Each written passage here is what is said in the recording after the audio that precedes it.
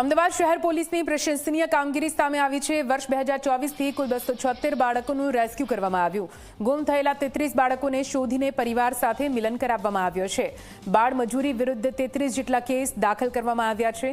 શોષણનો ભોગ બનેલા 107 બાળકોને મુક્ત કરાવવામાં આવ્યા। આંતરરાજ્ય બાળ તસ્કરી રેકેટનો પર્દાફાશ થયો છે, જ્યાં માસૂમોને બચાવવામાં આવ્યા છે।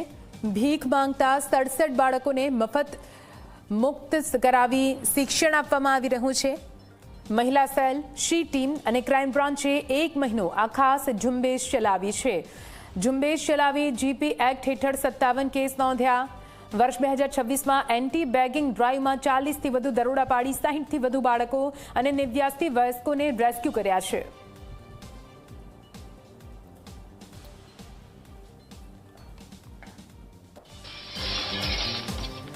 શાળા પ્રવેશોત્સવ પ્રસંગે હર્ષ સંઘવીએ પોલીસની કામગીરીને વખાણી છે। એએમસી અને પોલીસ 276 બાળકોને ભિક્ષાવૃત્તિમાંથી બહાર લાવ્યા હોવાનું તેમણે કહ્યું।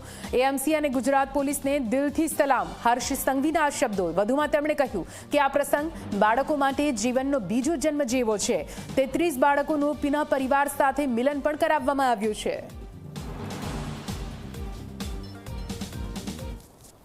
અનેક બાળકો માટે એમના જીવનમાં અને જીવનનો બીજો જન્મ હતો।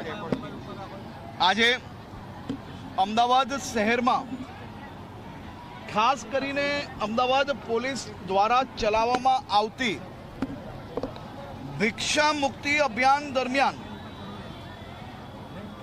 બાળકોને અલગ અલગ સિગ્નલોમાંથી ભિક્ષાવૃત્તિમાંથી મુક્ત કરાવીને તેમને સ્કૂલ તરફ જે પ્રયાણ કરાવ્યો છે, આ અદ્ભુત પ્રયાસ થકી આ બાળકોનું ભવિષ્ય ઉજ્જવલ બનાવવા તરફ અમદાવાદ પોલીસ, અમદાવાદ મહાનગરપાલિકા, રાજ્ય સરકારના અનેક વિભાગો દ્વારા પ્રયાસ કરવામાં આવ્યો છે।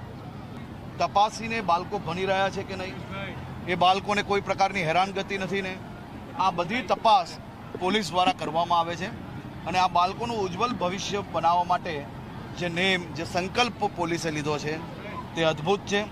આ સંકલ્પને હું બિરદાવું છું અને સહયોગ કરું છું।